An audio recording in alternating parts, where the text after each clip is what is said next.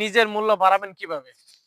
নিজের মূল্য বাড়াতে হলে অবশ্যই আপনারা কিছু, কিছু কাজ কখনো করবেন না।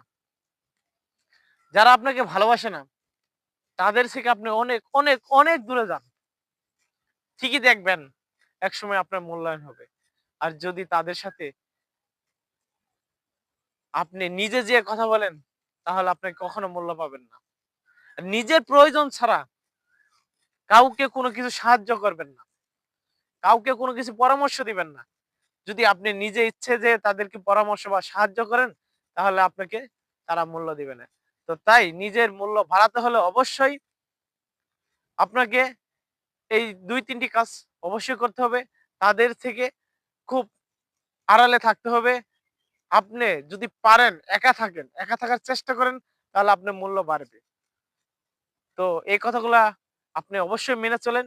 অবশ্যই আপনি একদিন সফল হবেন। ইনশাআল্লাহ।